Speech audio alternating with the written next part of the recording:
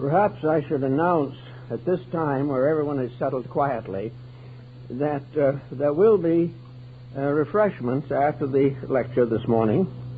We have a new art exhibit in the library, and of course we're going to have an important production this afternoon.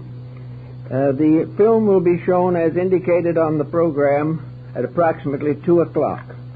But the gentleman who is presenting it to us will give a discussion of the film and interesting matter relating to it beginning about 1:30. So we hope that you will all be able to be here. This morning we have a very intriguing subject that has come into strong focus in recent years. Up to 10 or 15 years ago, there was very little communication, ethically or psychologically, between the kingdoms of nature. But in the last few years, the film industry and television have brought into very sharp focus the problems of ecology and have given us a deeper and more sympathetic understanding of the problems of animal life. Many of these films are tremendously significant and should be of great meaning to really thoughtful persons. They all sum up to one basic concept, namely that one life vitalizes everything that exists in nature, and that this one life is shared by all the kingdoms of nature, and that man does not have a unique control of universal life force. It is distributed through the great and the small, through the complicated and the simple, and its tremendous pressure of this force continues age after age, bestowing life and finding innumerable ways of perpetuating itself. In the Western world, the animal has never had, generally speaking at least, the attention it deserves. From the very earliest records of Egypt and Chaldea, Babylonia, Greece, and Rome, we hear the stories of the great hunters that went out to hunt animals. That these hunters considered hunting a sport, while some of the lesser people realized that it was essential to their survival. In a great many instances, and even at very ancient times, in the West especially, hunting was a privilege. No one considered the animal, and the hunter was rewarded for an achievement which actually was no achievement at all in most cases. The animal had no solution, no answer, no defense against the inroads of human cunning and skill. So we have to look a little around to see what we can find out that would help us to understand the importance of this particular subject, especially at this season of the year. Then let us consider where the animal has been best understood. And I think we must admit that that has been among Asiatic peoples. This does not mean that the Asiatic does not also forget the philosophies and religions he has received. But generally speaking, the understanding of animal life has been more explored in Hinduism and in Buddhism than in any of the Western philosophies and religions. These Eastern faiths have included animals in the concept of the universal plan of things. Occasionally a Western mystic has done the same, and we remember how St. Francis of Assisi preached to the birds. And we know that at certain rituals of the year in the church, animals are given special attention, and animals are brought together for baptism. This is part of an old tradition, but is not very widespread in the West. To the Westerner, the animal is still something that really doesn't count. A few domesticated animals with which we have had long and intimate association have very good friends among humans. People have given great attention to animals, but it has been as a result of a personal affection a companionship, a sympathy that has been brought into existence by the needs of the human and by consideration for the rights of life in general. In the East, however, in the Oriental countries, it was carried to a still greater extreme, especially, I think, among the Buddhist peoples. As their philosophy is essentially derived from Hinduism, the philosophy of animals, as is taught in the Oriental systems, perhaps is as good a key to our present relationship as we can find anywhere in contemporary life. Back in the 7th century, one of the Japanese emperors issued an edict against killing animals for any reason. And in order to support this edict, he also had to consider those who made a living from hunting for food. He subsidized them. This particular program was expanded in the reign of the next emperor and then in the following empress. And during this time, fishermen were paid not to fish. Persons involved in all forms of animal activity upon which they depended for a living were compensated by the state so as not to find it necessary to kill animals. At the time the first American consul general was sent to Japan, the first thing he asked for when he got there was a beefsteak. This practically caused an international crisis because no Japanese at that time had any idea of that type of eating. Of course, as soon as it was noised about what the consul general wanted, it followed that every farmer hid his cattle.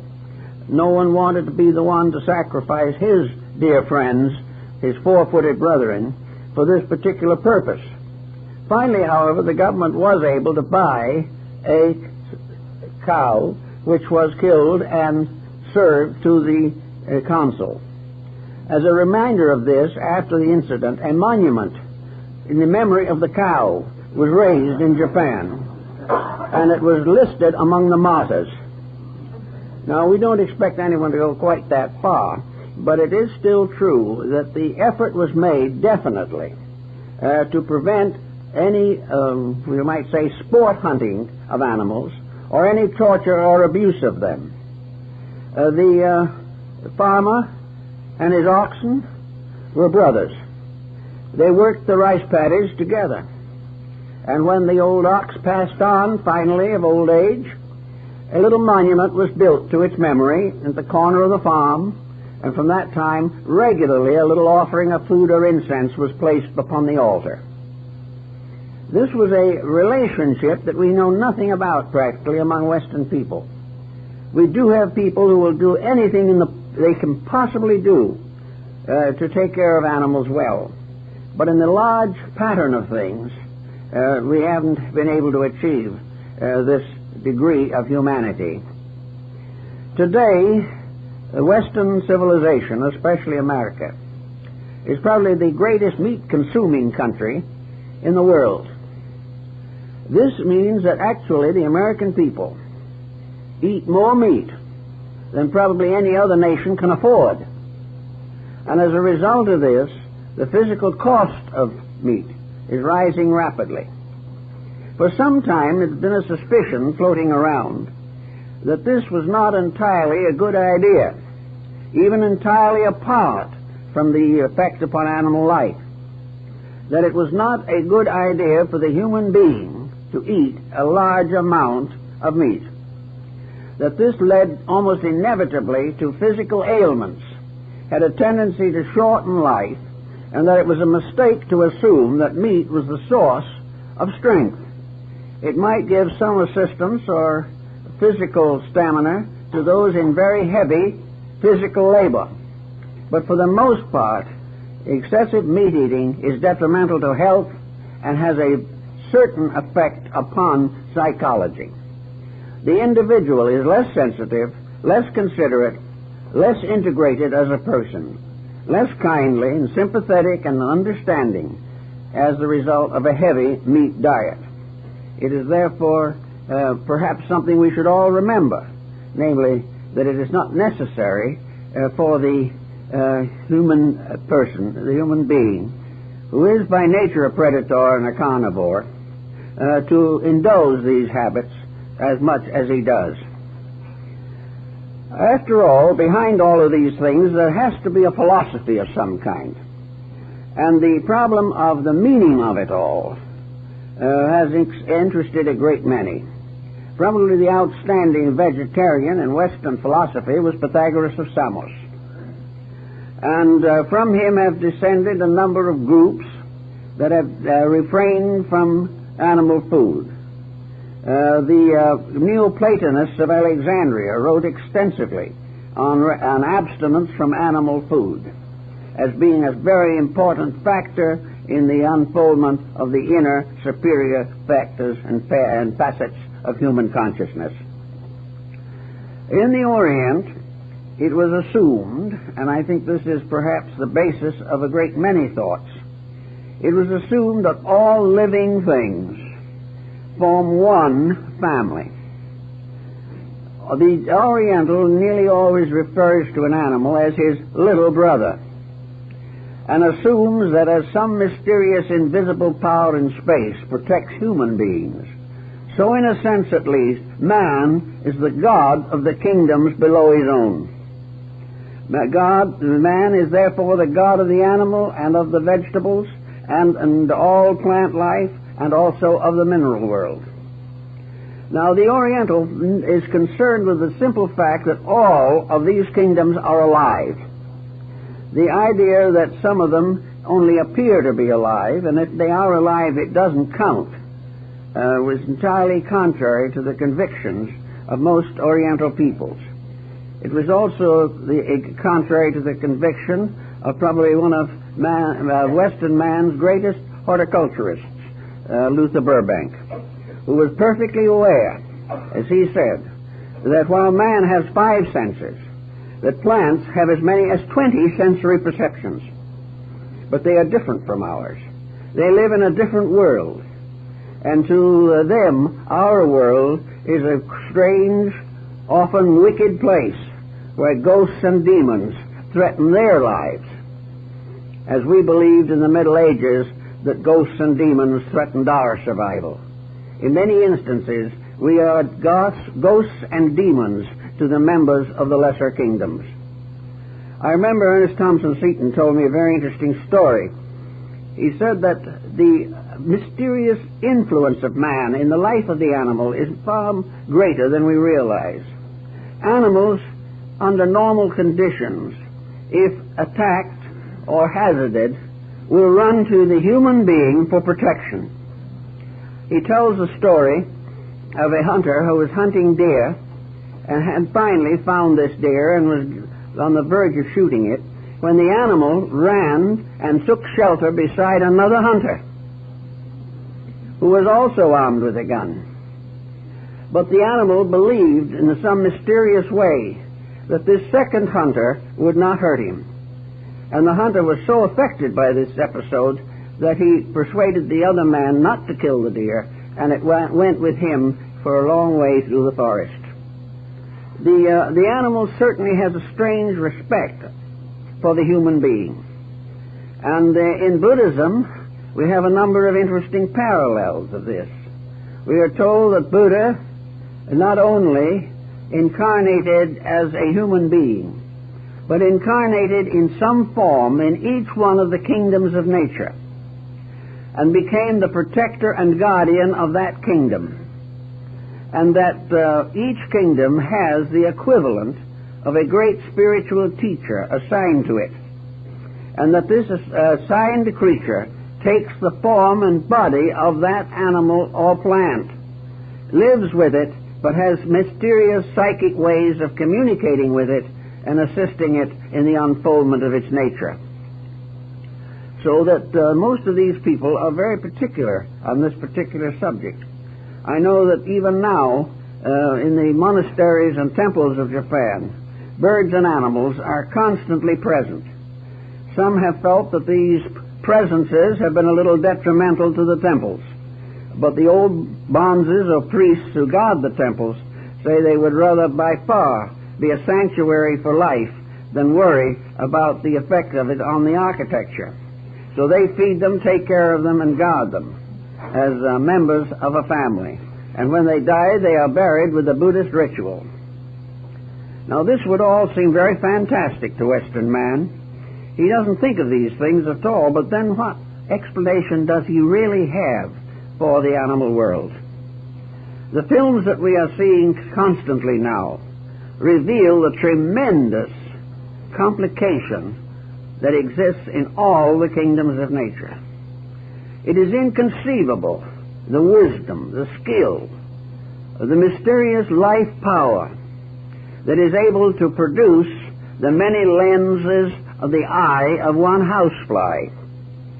Everything that lives is a mechanical masterpiece and sold by a vital principle. Even the most humble thing is alive, and the life that is in that thing has mysteriously manifested every type of form and condition that we can imagine. Thousands of plant forms, some of them so wonderful and beautiful that they are breathtaking. Thousands of minerals of all kinds and types hidden within the earth. Yet every one of these minerals is a chemical masterpiece. It has coloration, it has vibration, it has existence. It is alive.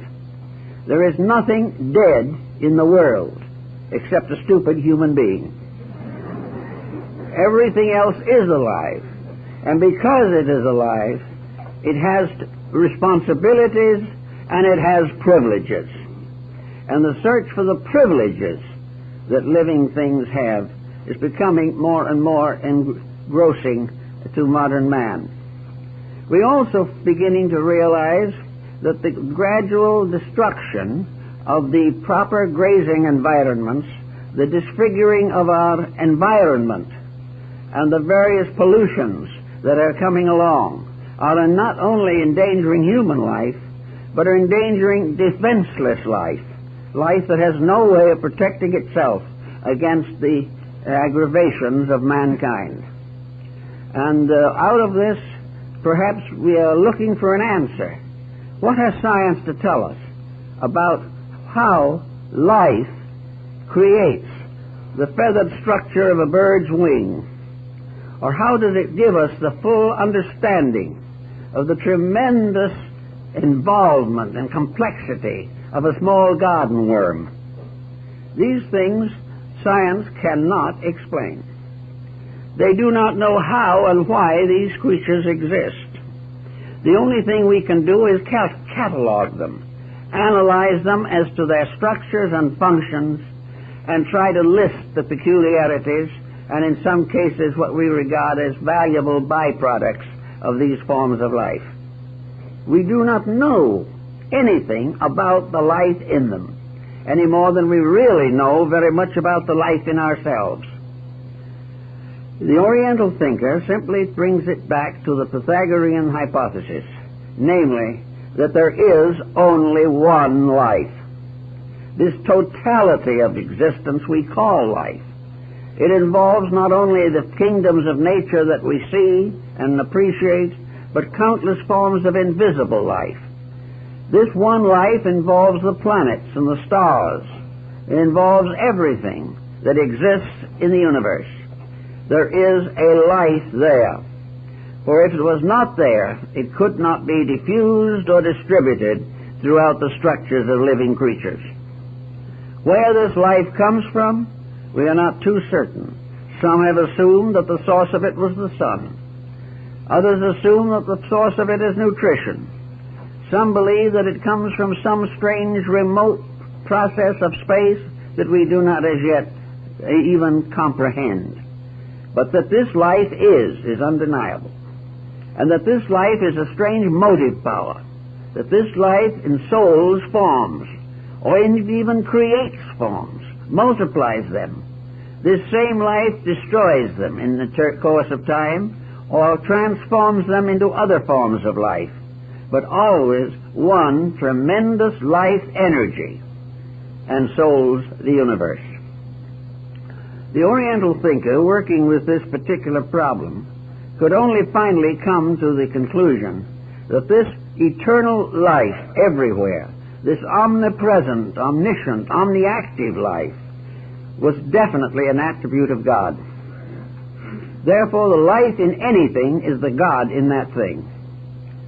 And that life and that God in that thing is the most powerful potential mystery of all time, because it reveals the divine power in the process of eternal creation, eternal renovation, a constant maintenance of these various forms of life on all the levels of this universal system. We have this, therefore, as a thought, namely, that there is a life. That this life, perhaps, we could as well as not term God. If it is not God, it is certainly a primary manifestation of deity. Now, as we study this life more and more, we realize that it contains within itself a very wide diversity of energies, powers, and specializations. And we must finally agree with the Chaldeans that this life energy is intelligent. That this force is not a blind force. It is not something that merely fuels things, like the gasoline in a combustion engine. For this life is the only fuel in the universe which repairs and restores its own mechanisms. And not only that, but extends them, complicates them, perpetuates them. It is not only a fuel process, it is a survival process, and within it an infinite manifestation of intelligent specialization. Every form in nature is geometrically perfect in its own right and power. It is composed of innumerable lesser parts, cells, atoms, everything, brought together in a magnificent compound. And the power that ensouls this compound and creates it has to be the only one thing that exists, universal life. This universal life, therefore, seems to be locked into a sun ray. And when the light of the sun strikes us, it is not simply a way of giving us a quick tan or by giving us a certain amount of vital resistance. It is a process by means of which the infinite complexity of the human body itself is variously vitalized. And this life that comes from the sun is distributed to an infinite series of manifestations.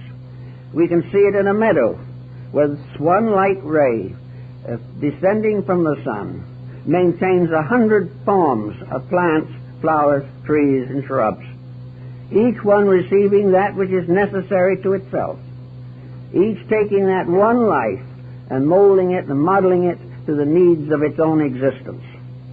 This situation is so remarkable that it would seem that it would make a theologian out of every scientist, because there is simply no way of explaining this without assuming a universal intelligence at the source of life, and that this universal intelligence is omniscient, that it is capable of extending itself into every conceivable specialization that has existed, does exist, or ever can come into existence. The Orientalist, working on this basis, has come to the simple conclusion that there is a direct responsibility between forms of life, in which in each instance a superior form is responsible for that which is less evolved than itself. Each superior is in a parental relationship to that which is less mature than its own structure. Therefore, every form of life, according to Eastern thinking, is responsible in some degree and in some way for the protection of other forms of life that are less advanced or less specialized. Of course, the Oriental points to the mind. The human mind is a specialization. It can only exist because it is an aspect of a divine mind. That which is not mind cannot produce mind. There has to be the seed of mind in the infinite, or it cannot be made manifest in man. But this mind gives man a proprietorship. It gives him an understanding of life.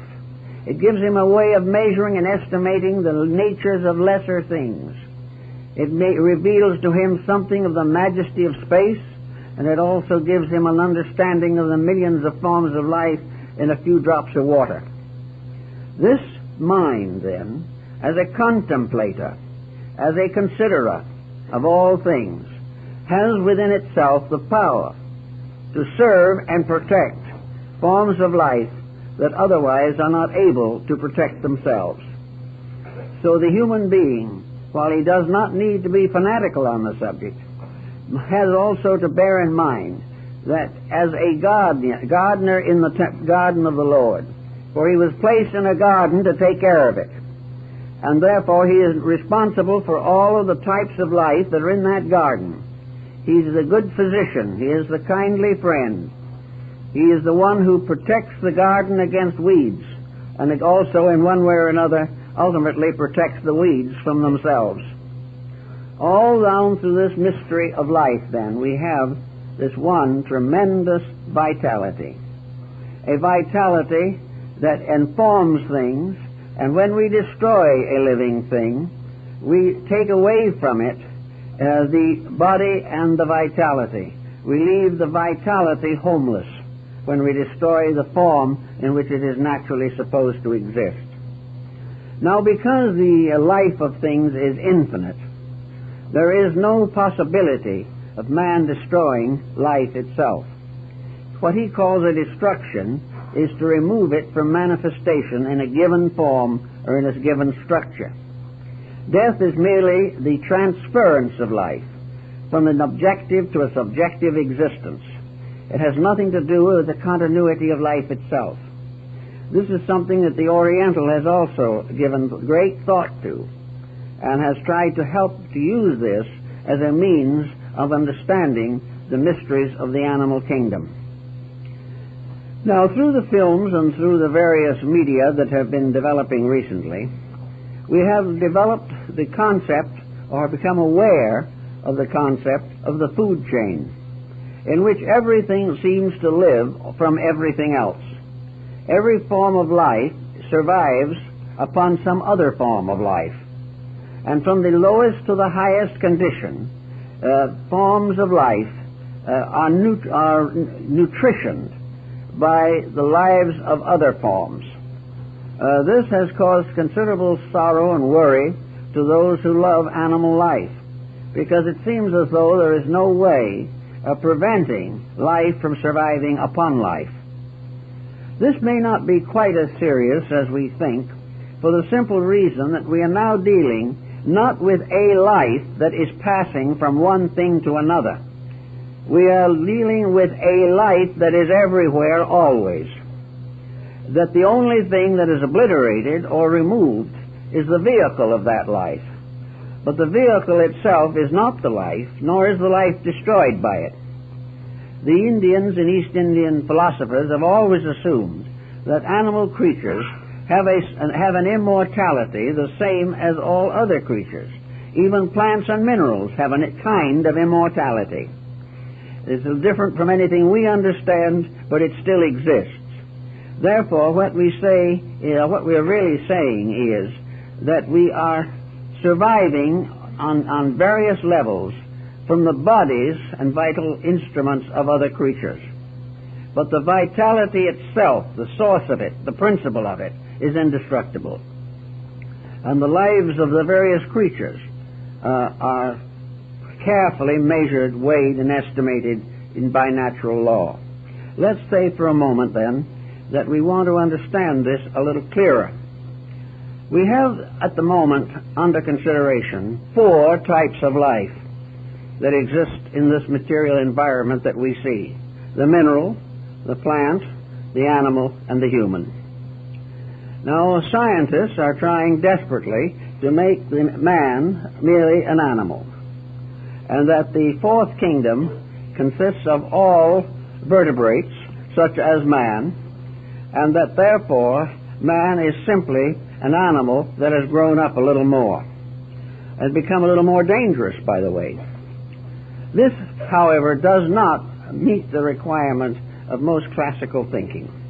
The Darwinian theory is very objectionable to most serious thinkers, because it fails to take into consideration that we are dealing with four separate kingdoms of life, four waves of life, and the Brahmins, with their cosmotheology, have carefully described, differentiated, and studied these four waves of life.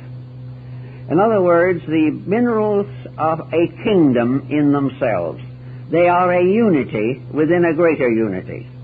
All minerals have certain vibratory keynotes in common, and they are all under the control of what might be called a mineral entity. In other words, there is a parental mineral principle that guards, unfolds, and protects all mineral structures in nature. And very often these structures are served further by a series of invisible beings who are regarded as nature spirits in antiquity. But the mineral has a complete structure in itself. There is one mineral, manifesting through an infinite diversity of mineral types and subtypes and divisions and subdivisions. But all mineral is one complete entity in itself. And the deity or God of the mineral is the protecting power of the total mineral archetype. We can call these guardians archetypes in the Western thinking.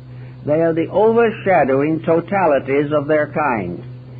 Underneath or within the structure of such an archetype, we will find subtypes, each with their own rulerships, until actually the government of a kingdom of nature is almost a complete cosmic theology in itself. All different forms of life are under certain general rules and orders.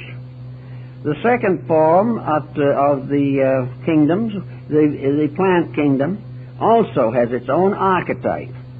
It has the development of all forms of plant life.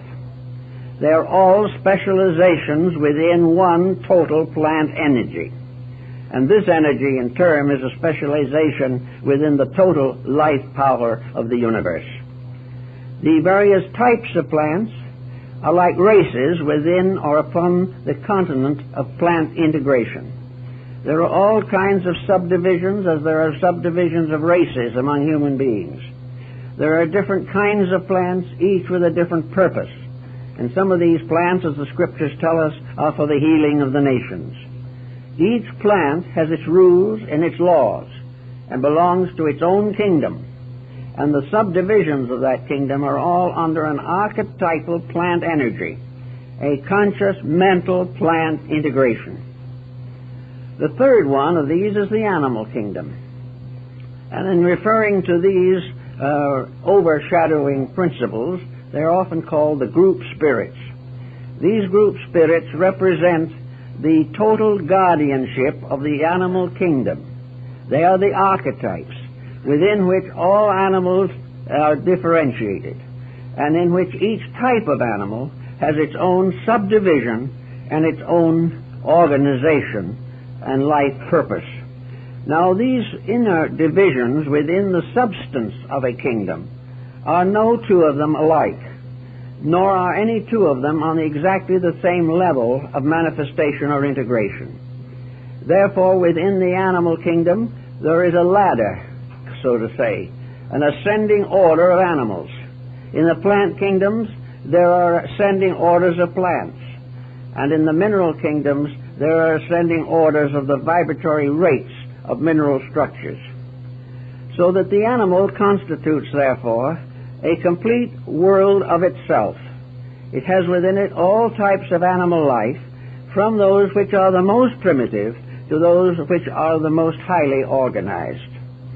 Now, the animal world, being a world which has sensational existence, can move and can propagate by various means. The animal has a larger field of activity. This field of activity affects the animal structure in a number of ways. It affects especially through the horizontal spine.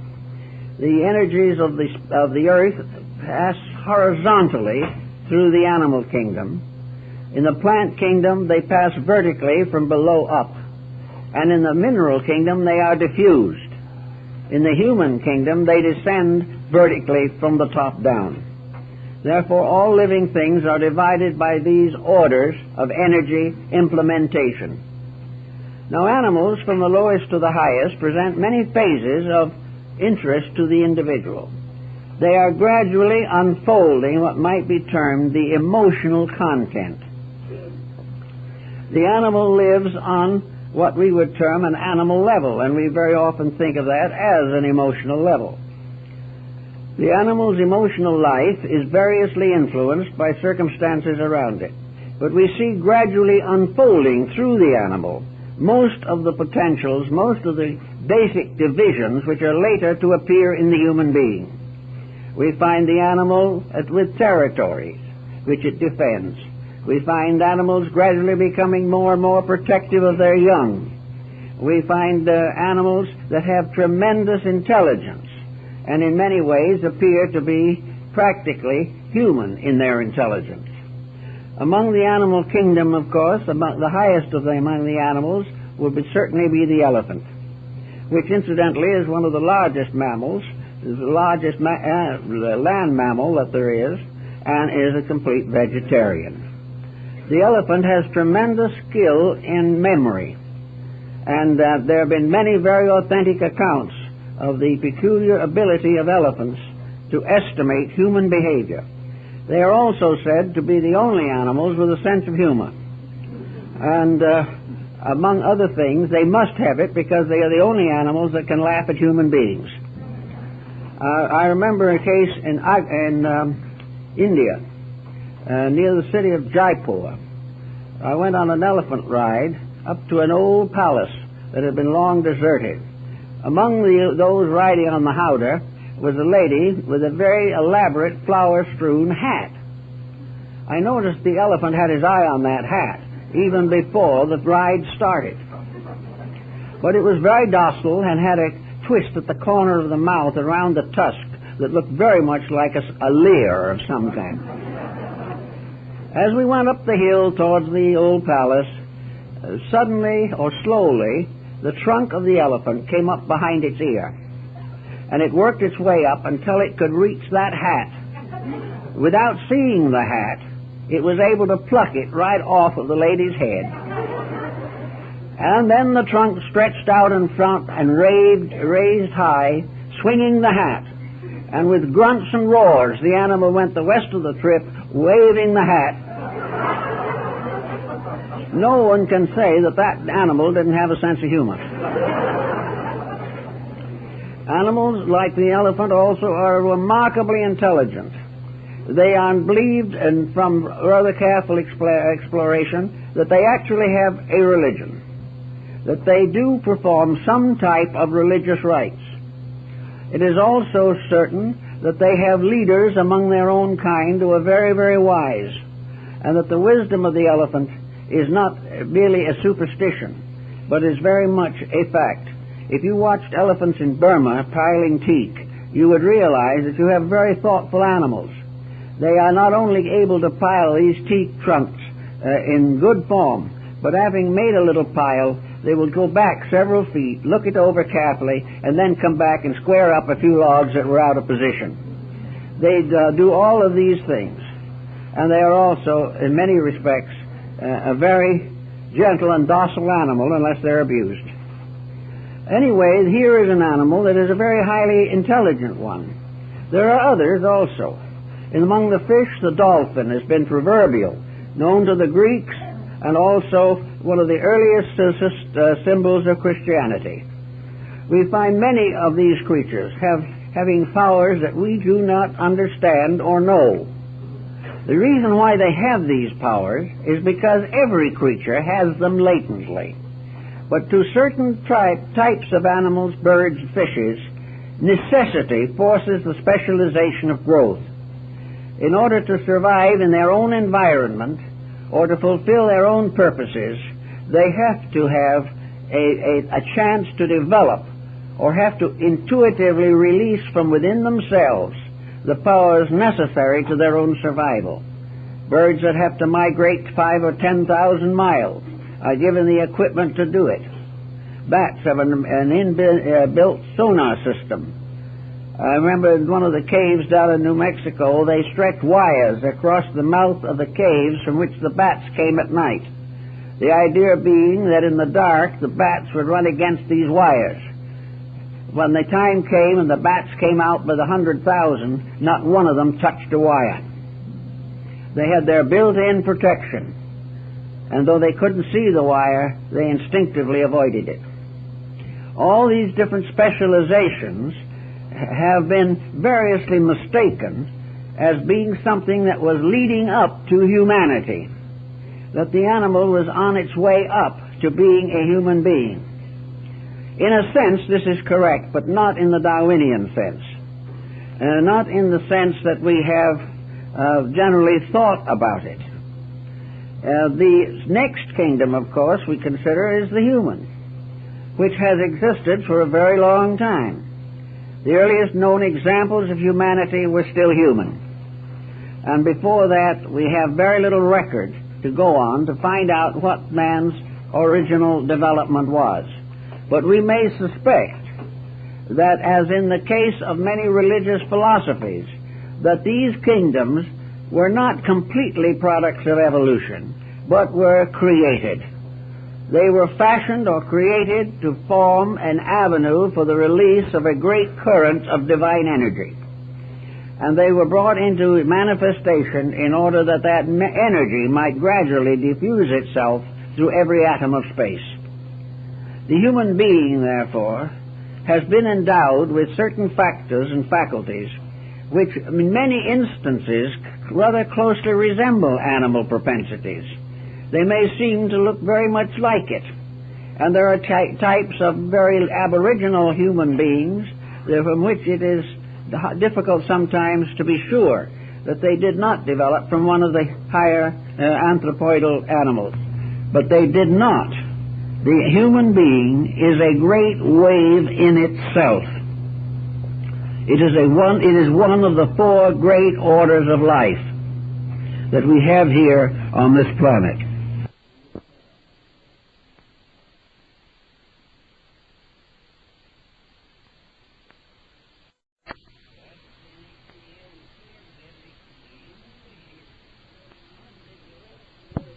A great wave in itself.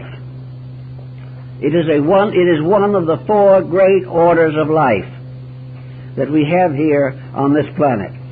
It was created human, but in the early phases of its development, it may have appeared or resembled very closely the lower kingdoms of nature. The Brahmins built much of their philosophy upon embryology. They were very astute students of the formation of the fetus in the human body. They were able to estimate, therefore, that an evolving embryo gradually passes through similarity to practically all of the previous forms of life.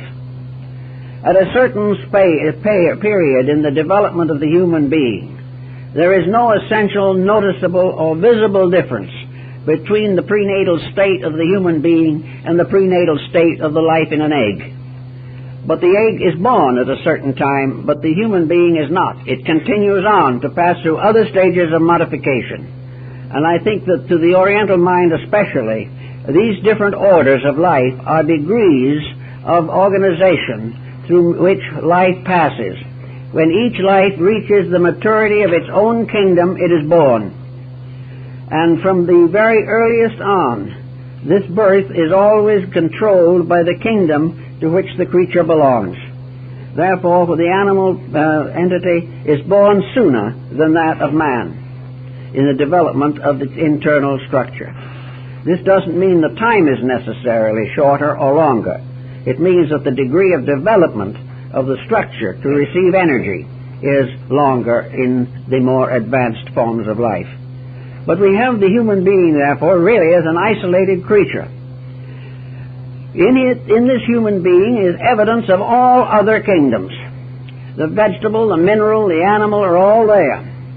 In the body, the creature has built up a form structure which is to become finally its power.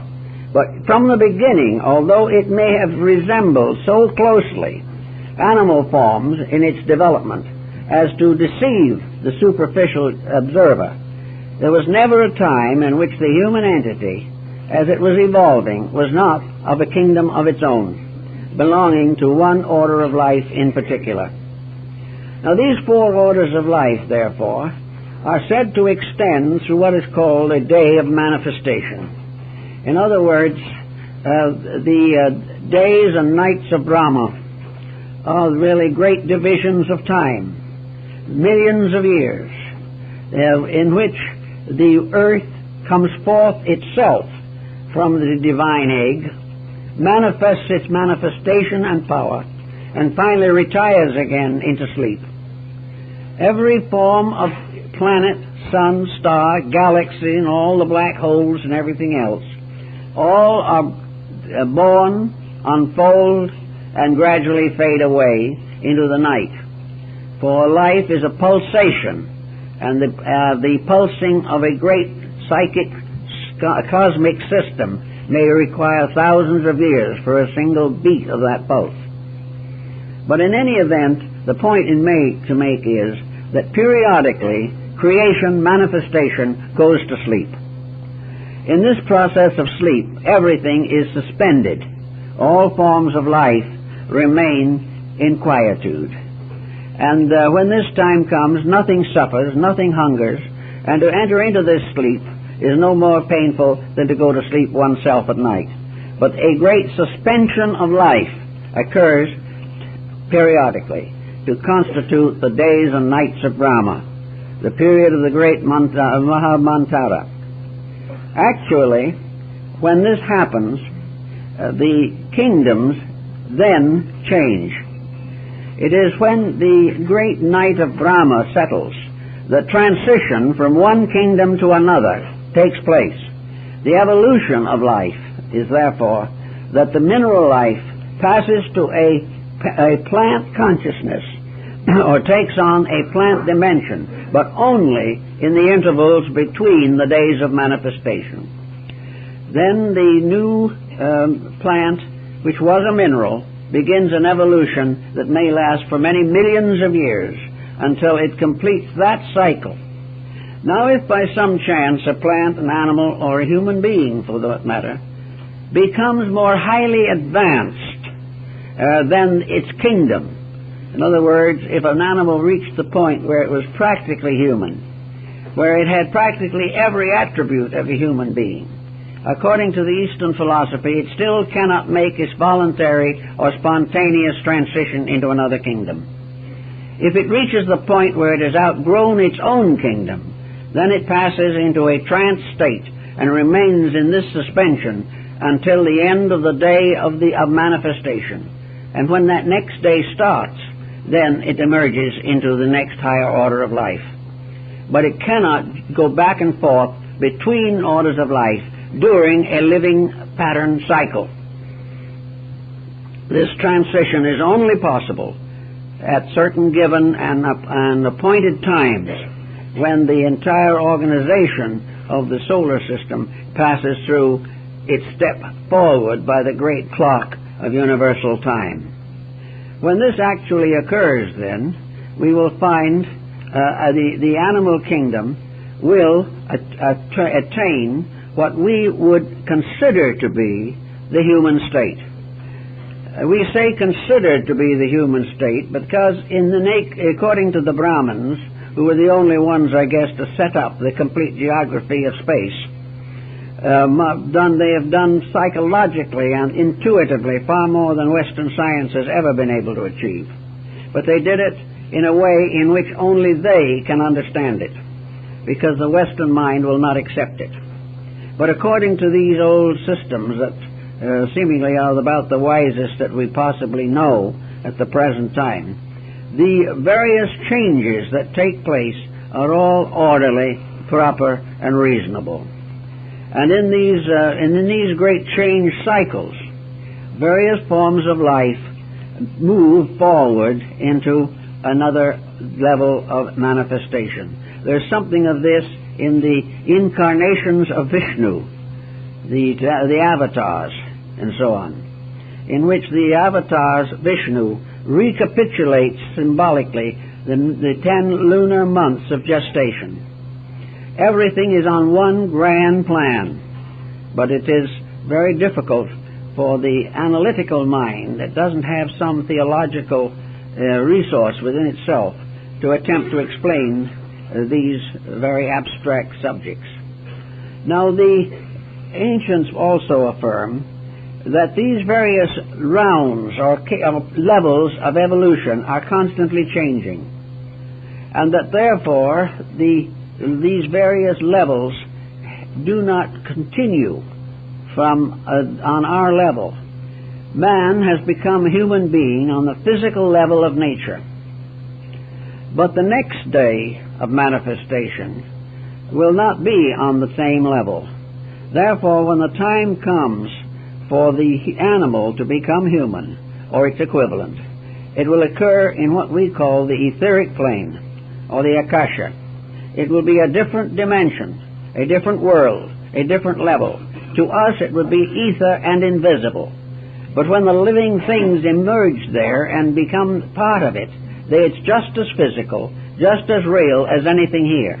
But it will be much more attenuated, much more subtle, subject to a great deal more psychic investigation.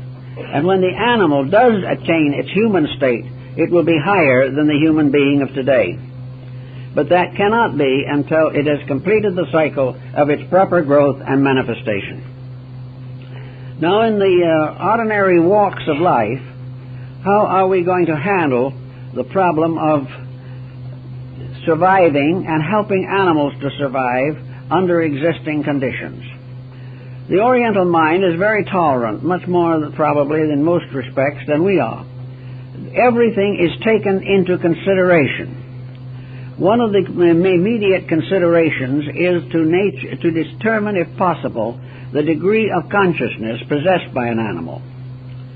Now, if an animal had exactly the same inner life as man, it would have conquered the earth long ago. The tremendous outlawing of animal life, the tremendous mass of insects and fishes, birds, mammals, reptiles, had this organization been capable of a historical viewpoint on existence, it would probably have taken over long, long ago. The reason probably, as far as we can figure now, that the animal has not done this is because it lacks one peculiar faculty which man possesses and which apparently it does not possess, and that is memory. If it was not for the lack of memory, if the animal could remember the past and think of the future, if the animal could organize a continuity of existence within its own nature, it would be indestructible. That is, it could not be overcome by any other kingdom. But as a result of a peculiar statement or condition, it does not have this proclivity. Years ago I talked about this with a professor at the University of Berkeley, and he said to me, he said, you know, I would give 10 years of my life if for 5 minutes I could experience the consciousness of an animal. It would solve something that is apparently not to be solved by any means that we know. But the Oriental approaching the subject solved it on the grounds that the animal has no continuity of realization or of purpose. The animal during life has great affections. Emotionally, it can be evolved and involved. It can pass through tremendous modifications through contact with human beings. The family pets, the animals that are loved, appear to return that love with all their hearts and souls and become indispensable friends in a family. But what is lacking is the intellectualization of that relationship. The animal has certain cunning, it has certain skills, it has certain reflexes. But the tremendous drive that is in the human being, the drive to master, to control, to dominate in its normal relationships, This drive is not specialized or developed or individualized in the animal. As a result of the lack of this continuity, the animal existence is not nearly as difficult as ours. It's not nearly as problemed as ours. Again, we can take another value of the point, namely that the mineral is said to be in the dimension unconscious as far as our understanding is concerned. The plant, as well as we understand it today, is in a dream state, and the animal is in a trance state. This trance state means perhaps that the animal sees life largely as we would in a dream or in a vision. And the animal does not have, therefore, the complete individuality that the human being has. Furthermore, all animals being suspended from one animal entity, one basic archetype, the animal being. The Kabbalah refers to man as being a progeny within the structure of Adam, the primordial man, the total, which is the archetypal. There is an archetypal primordial animal, and the life of the animal is within this. And the animal's instincts, appetites, attitudes, processes are all held together by one great archetypal pattern. When the animal dies, it is not like an individual dying, because the form is dropped, but the archetypal pattern is not changed. The animal dies back into its own race, kingdom, or kind, rather than being separated forever as an individual. So the probabilities are, as far as we can learn, that the food chain is not as brutal as we might think it is. We cannot assume that the divine plan would be brutal. We cannot divine or assume that a terror would be imposed upon all life by a benevolent power. We just could not assume that this would be true. And in nature it probably is not true, because of this fact that we have the archetypal form behind, which is the real living thing, not the animal itself. Another problem that comes in that maybe we should try to give a little thought to is the future of animal life in this world. The animal life cannot cease. It will have to continue. But it will have to continue in various adjustments and adaptations.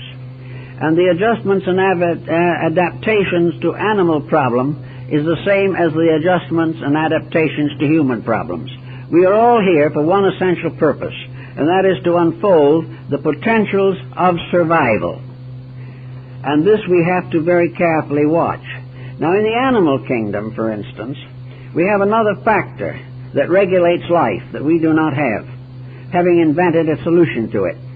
The particular point we want to make is that animal life is controlled as to its length and its condition very largely by teeth.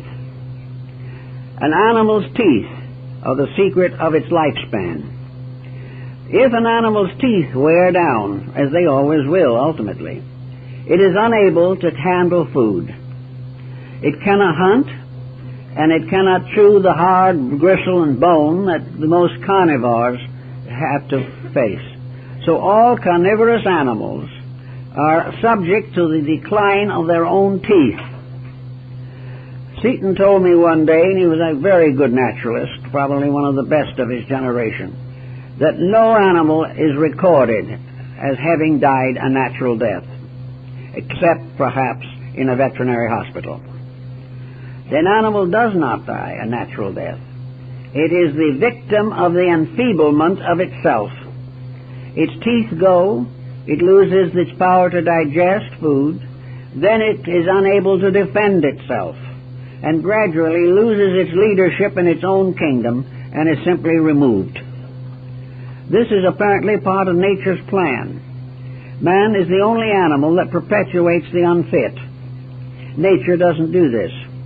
It seems very cruel and very hard, but if we recognize that in this universe there is no end of anything, no termination and no destruction, we have to realize that these transformations are parts of a plan. Our main duty in the connection with animals is to be as thoughtful and kind and attentive to their needs as we can be. It is a mistake, however, as several naturalists have observed through experience, to try to take away from an animal all of its natural attributes. It is not wise to take an animal, domesticate it, and then turn it loose, because it can no longer survive in the world of its own affairs. The world of experience helps the animal to grow suitable for its own survival. Now we have the same problem on the human level. We cannot over-shelter a human being through childhood and early life and then expect it to go out and become strong. It is necessary for things to live according to their laws. And it's when we attempt desperately to change these laws that we get everyone and everything into trouble. The plan of things as it is a workable plan. It is our problem to conserve it, to do everything we can to make the plan easier for everything involved in it, less painful, less dangerous, less complicated. But if we go to the degree where we interfere with normal processes in an effort to frustrate the natural laws governing the archetypes of the various kingdoms, we are almost certain to get into trouble. The fact that we have vandalized the mineral world is giving us trouble already. We are worried about the inability of the vegetable or plant kingdoms to continue to maintain the aggressiveness of human life. This again is something they'll have to face. Also, we are concerned that gradually pasturage is going to disappear and there will be no way to take care of an animal population. And therefore that the animal as a food factor will probably have to be eliminated. We have all, or many of us at least, have lived to see one major step forward in animal economy, and that is the development of the automobile and the truck. In the older days, animals were brutally treated by thoughtless and careless and heartless drivers. Today, most horses are either at pasturage or being trained to become race horses, and the average value of a horse has risen from a few dollars now to as much as $500,000. No horse would ever remember or realize how expensive it has become, and how aristocratic it now is in all the luxuries and favors that are given to it. But gradually we have gotten away from the brutality of the old handling of animals. The same is true in the veterinary system. We are becoming more and more aware of animal sickness. We do everything we can to prevent pain to animals, and in many ways we are succeeding in protecting and improving their life condition. This process should continue as far as possible, because through it we are going to learn a great deal about our own lives and the conditions through which we will also pass in the course of evolution. Most religious books have not said much about animals. In other words, there's been a grave question as to whether there's a heaven for animals. The only people, strangely enough, who have allowed certain animals to enter heaven have been the Muslims, because they have selected certain animals associated with the religious life of the people, and these animals are now sacred and are allowed to enter heaven. For the most part, however, we have never thought of a heaven with an animal population. The Buddhists, however, would not consider that to be an unreasonable or fantastic state of affairs, but they would point out that with the animal in its own kingdom, with its own archetype, with its own deity, with its own life force moving through it, that actually its own afterlife state is completely organized according to its own kind and its own need, and that every animal will have the same right to rest and peace and growth as the human being has. But it will be a little different type of thing than what we are acquainted with. At the present time, it being very close to Easter, there seems to be something else that we might mention that would be very important to think about. We remember that the Eucharist, or the sacrament of the blood of Christ, has long been an essential of religion.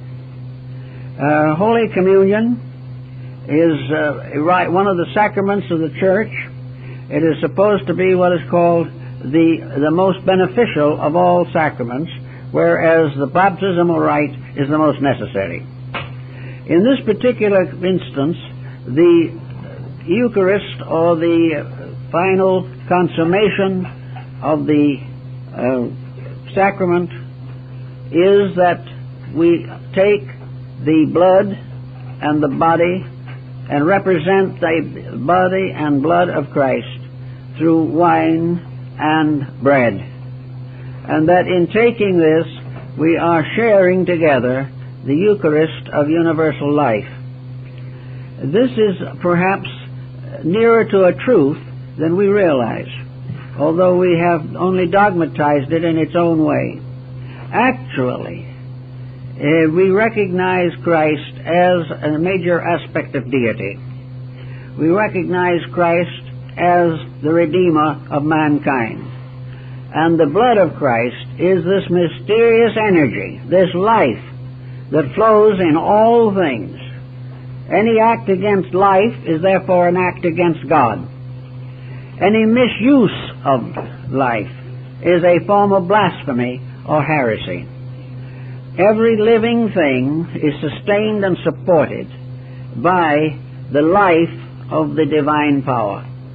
The lower kingdoms are supported, but they do not necessarily know why, because as far as they are concerned, even the Scriptures tell us they are without sin. There can be no sin in that in which there is no recognition of good or evil.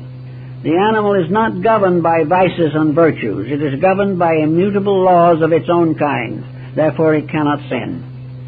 But man, with the right of choice, the right of discretion, the right of differentiation, as St. Thomas Aquinas points out, is responsible for his own actions.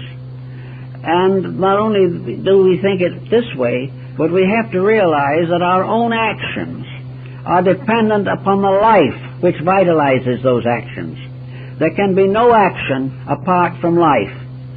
And man is the only creature that we know in our environment that is aware of the source of its life and is aware of the use or abuse of that life. All destructiveness, therefore, is an abuse of one life. There are not several different lives that we can choose between. There is only one immutable divine force originating in the divine being. This one immutable force gives life, vitality, energy, and opportunity to all living things, from the lowest form of atom or molecule to the highest of all cosmic structures. This one life, therefore, is what we live of and from and by. This one life is the only reason we are alive. Without it, we could not even exist. Every word that we say is made possible by that one life. Therefore, if we say that which is not true, we are abusing that life. Every mood that we have is that life. And therefore, if the mood is unpleasant or unkind, we are misusing energy. This same mood, this same life has made all things around us alive. Therefore, to intentionally destroy or hate or condemn all of these emotions are a blasphemy against the one life, which is the life of all men, and the light that comes to all is the light of the world. Therefore, in all kingdoms, mineral, animal, plant, man, there are these energies which are differentiations of the one life of the divine power. In God we live and move and have our being. In the divine energy fields of existence, we have the source of our existence here and now. If it was not for that source of life, we could not have a doubting Thomas. If it was not for that life, an atheist could not proclaim his unbelief. Everything that we do, good, bad, or indifferent, is the result of our use, abuse, and misuse of this one great life power. Some of it comes to us from the sun, some from the stars, some from the luminaries, or some of it comes from the earth beneath our feet, and more comes from all the things that grow out of the earth. But everything that is merely a manifestation of the one life which was given to all living things for their own perfection, and for the perfection of each other in the infinite scheme of things. Therefore, we have to a degree a constant participation in Holy Communion. We have a constant part in the transubstantiation of the host. We have a very definite part in the mystery of the Pentecost. We have a mystery in which life, a mysterious, intangible thing, utterly beyond definition, makes all definable things possible. Of this life we may or may not ever have a full knowledge, not certainly in our present level of development. But we can recognize that which we cannot understand. We can realize, if we think a minute, that this life is the one fuel in space. If we waste gasoline, we are going to be in short supply.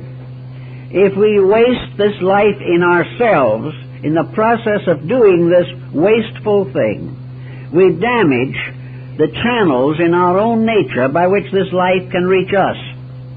Through the perversion of things, through alcoholism, through narcotics addiction, through all kinds of misuses of the body, we cut off its supply of life. Now, we cannot cut it off completely because it is a channel, and through this channel millions and hundreds of millions of little lives within ourselves are sustained.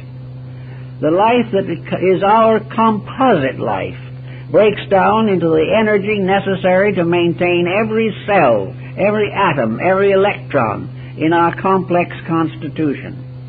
Therefore, if we destroy and betray and shut off the proper circulation of our own life energies, we commit within ourselves something like a terrible earthquake or a great flood or a great disaster. For with our collapse of our own intelligent use of energy, all the billions of parts of ourselves must suffer also. Therefore, we in a strange way are God to the cells in our own body. We are also teachers and parents, not only of our human families, but of the animal kingdoms and of the plant kingdoms. In Japan, the flower arrangement procedure is an effort to glorify this concept of using the flower to teach part of the mystery of life.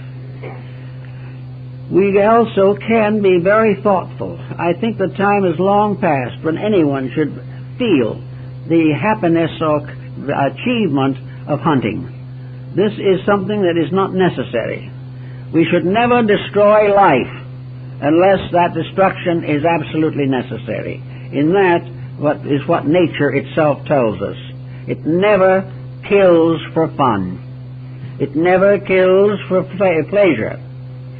It never kills also in experimentation and things of that nature. And vivisection is something else that must gradually fade out.